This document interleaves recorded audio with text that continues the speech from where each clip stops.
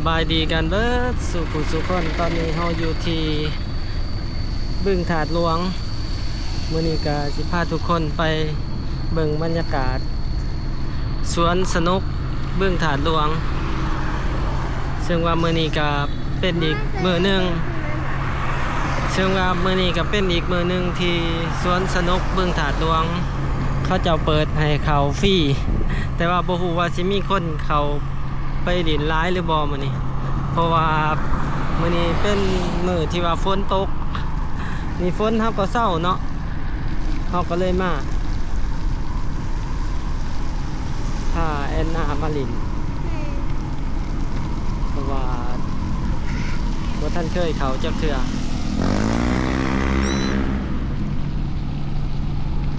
นี่ก็เป็นบรรยากาศฝนกำลังเศร้าใหม่ๆเลยนี่น้ำยังเปียกบนทางอยู่ทุกคนเส้นทางที่เป็นเส้นทางที่ไปซื้อหันก็ยังมีการซ้อมแป้งอยู่เนาะเขาก็สิเขาทางนี้เขาไปอ้อมบึ้ง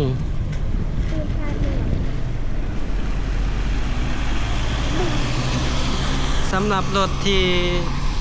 จะขึ้นไปคำสวัสดิ์ไปโน่นไว้ก็ได้อ้อมมาทางนี้สำหรับผู้ใดที่บ่อยากไปลุยขี่ต้มเพราะว่าเส้นทางเขตหน้าตลาดบึงถาดหลวงหันก็ยังโส้มอยู่ยังซ้อมแป้งเลนหนึ่งยังบ่ทันแล้วเขายังบ่ทันเปิดให้ใช้เดี๋ยวรอชมบรรยากาศแถวนี้ก่อนทุกคนจังเข้าไปที่สวนสนุกวัง2 อาทิตย์หลังนี่เนาะเขาเจ้าก็เปิดให้เขาฟรีคนเขาเต็มคนญาติกันหลินเนาะญาติกันขึ้นแต่ว่ามื้อนี้ไปเบิ่งทำการบรรยากาศคนสิหลายซำใดฝนเช้าตกเขาก็มาโลด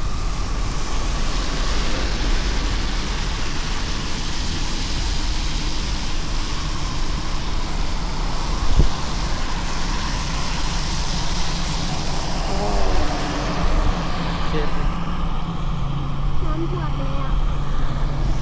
เพื่อนในเขตนี้ค่อนข้างว่าเสี่ยงกับน้ำท่วมนะ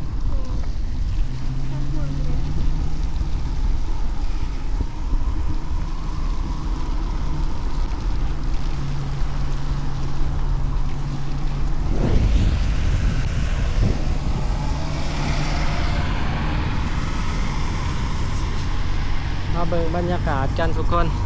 ตอนนี้เวลา2 โมงครึ่งไก่สีหอด3 โมงแล้วตอนนี้กันบรรยากาศวันเสาร์วันที่28เนาะมื้อนี้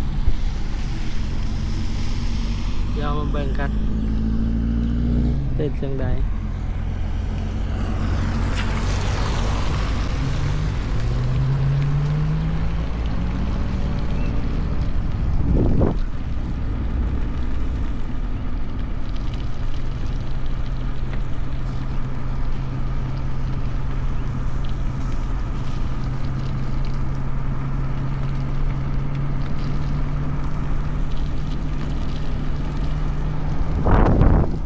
ไปเบิ่งกันว่าแอนนาสิได้ลินบ่มื้อนี้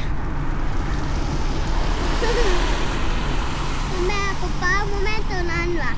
นั่นแหละตัวนั้นล่ะฮะตัวนั้นล่ะนั่นแหละไม่ล่ะ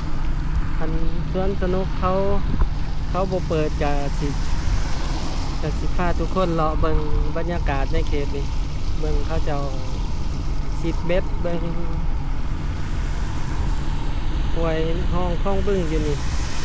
ตอนนี้ก็ที่ว่าน้ำเต็มเบิดทุกบอนในเขตนี่ปีนี้ฝนร้ายน้ำร้ายขนาดเดือน6เข้าสู่เดือน7เนาะพี่กายน้ำเริ่มท่วมประมาณเดือน9ที่นี่ขาเบิ่งน้ำกันว่าจะเป็นจังไดน้ำสิร้ายคือพี่กายบ่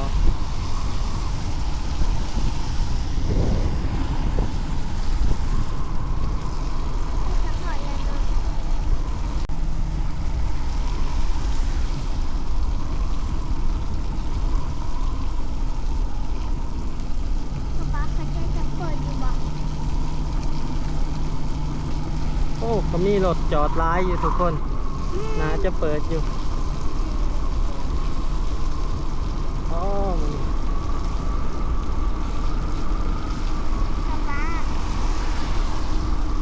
ป๊ามื้อนี้ทำเบื่อแล้ว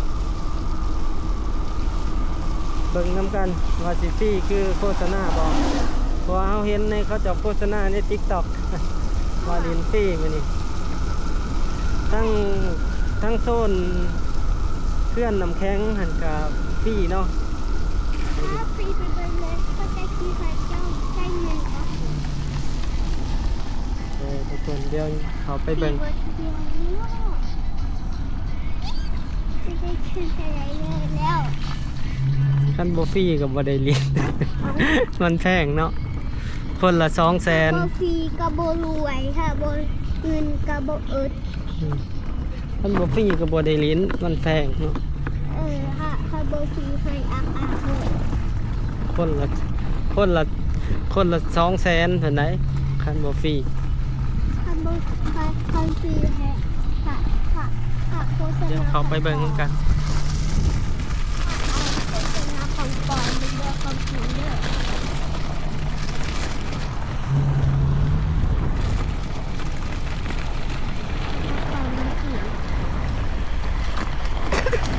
ฟรีแต่ว่า น่าจะฟรี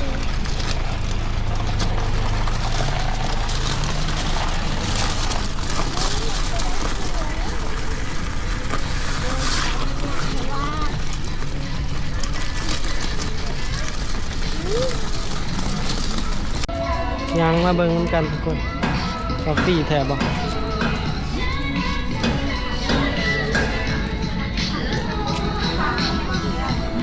ไปก็ไปพุ่นกันอยู่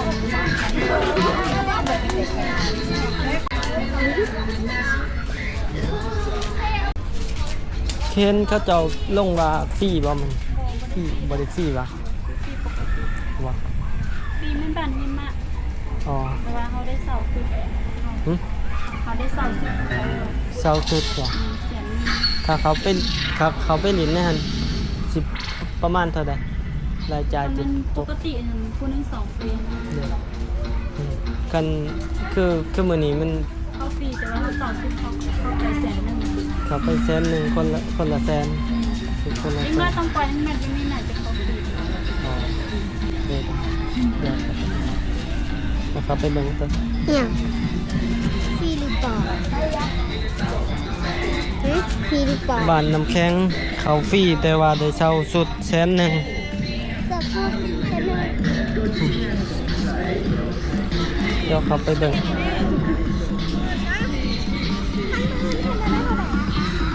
ยุงมันมือเลยเป็น หาลักเล็กตัวนั้นหลังมาบอก บอก ฉันผิดเลยปะฉันผิดเลยปะเงยได้จะใช่บ่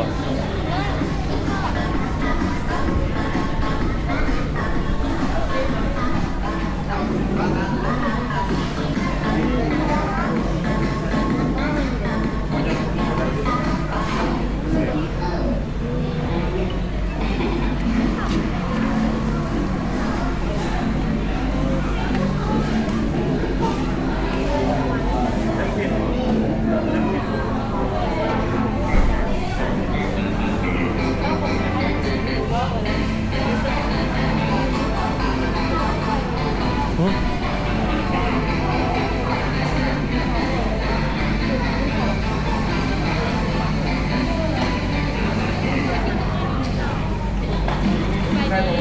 เดี๋ยว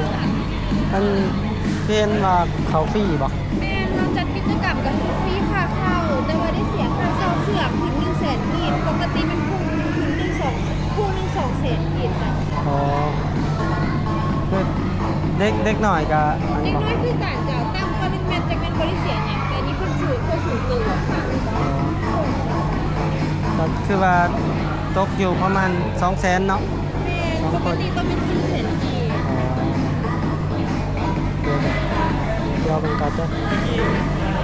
ปีหนึ่ง ให้แต่แอนนาเขา พี่ทำนะข้าหนังนะ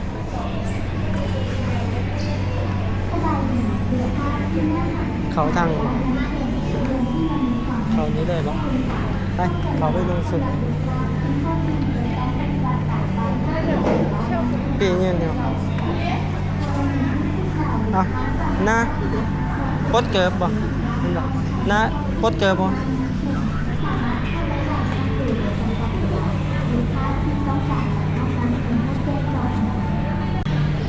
เขาก็ให้แอนนาเขาไปลินน้ำโมเนาะ ดินน้ำโมเพราะว่าเปาแม่นไส้ก็เป็นไข่เนี่ยเขาไปนาวลายก็บ่ได้มันเป็นไข่อยู่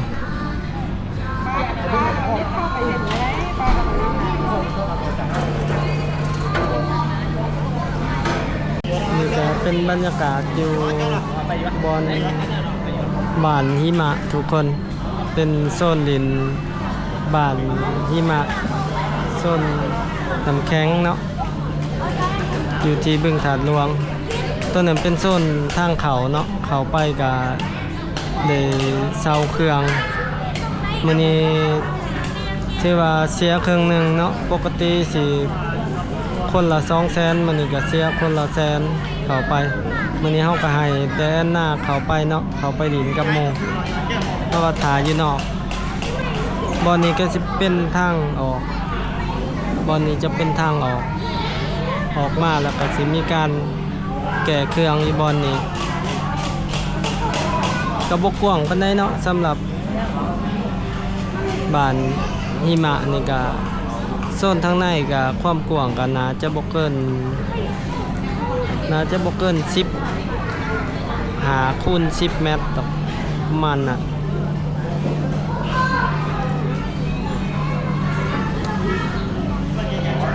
ต้องก็ถาแอนนาออกมา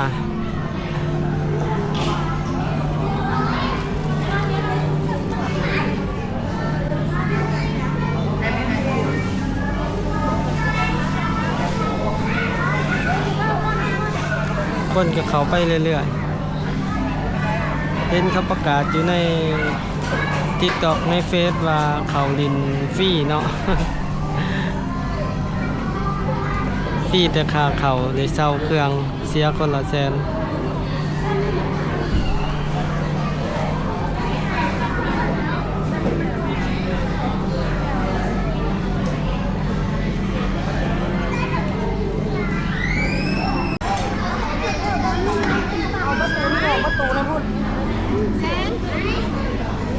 ฮะเปียกเลยหัว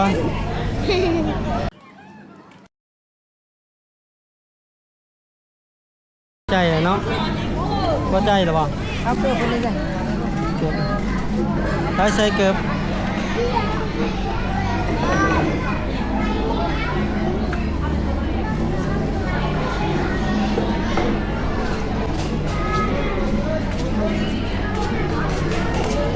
บานหิมะโอ้ตอนนี้เด็กหน่อยกำลังมาหลังจากพ้นเศร้าตกตอนนี้ก็แดดแล้วทุกคนอยู่ที่บึงถาหลวงมันก็คนร้ายเป็นหน้ากับเขาไปลินบานที่มาแล้ว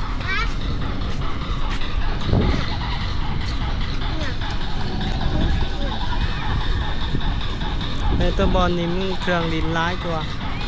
เครื่องดินร้ายจนค่าเขา200,000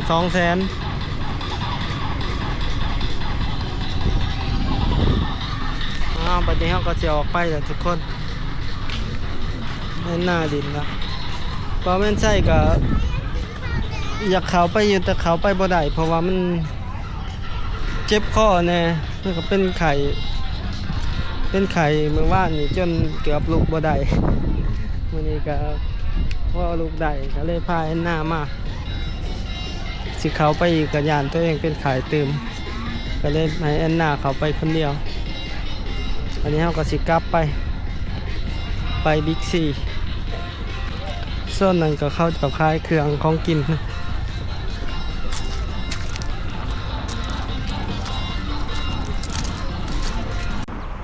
นี่เป็นบรรยากาศที่บึงถาดหลวงทุกคน ตอนนี้เวลา3:30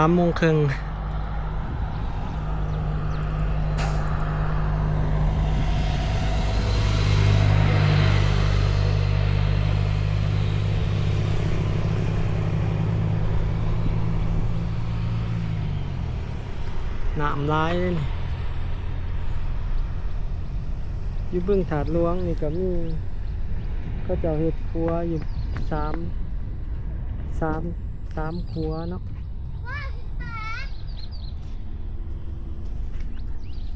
ป้าอยู่นี่มันลงไปพุ่นละลงไปแถวครัวแถวหัวครัวเขาเจ้าก็ไปตึกป้าอยู่หันใดหลายเพราะว่าเขามาหาป้าอยู่นี่บ่ได้เขาเจ้าไม่ เขาเจ้าบ่ให้หาเนาะเพราะว่าอยู่นี่มันเป็นเขตของบึงถาดหลวง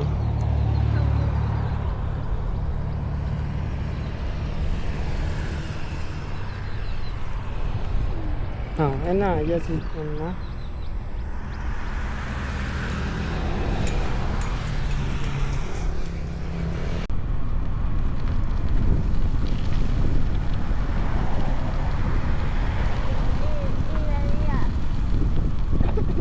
เราไปเลาะเบิงเขาเจ้าหาปลาเนาะ ป้ามือใดบอกว่าจะมีป่าป่าแล้วก็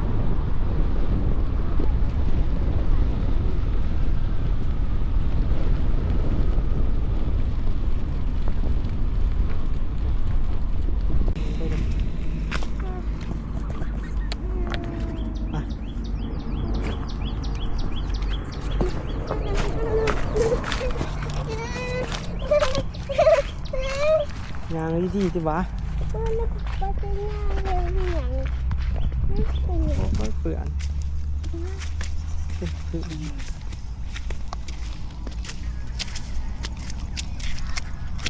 เก็บปลา ป่าเขาจะ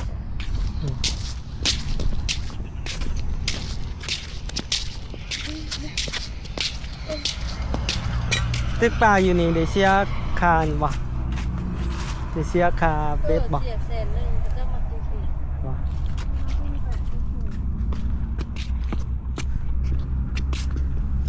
ได้อีวะนี่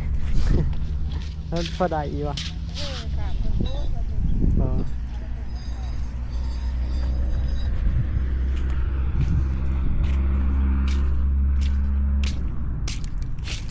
โอ้หนามหงนี่ไปเหยียบเลยเปื่อน เป็นอย่างเปื่อนอย่าง มันอยู่ว่า อยากได้ป่าตัวนึงนะป๊าจับให้ในป๊าอยากได้ป่าตัวนึง ก็สิพาทุกคนเลาะเบิ่งถาดหลวงเลยเนาะพาไปเบิ่งทางโซนที่เขาถมดินเลย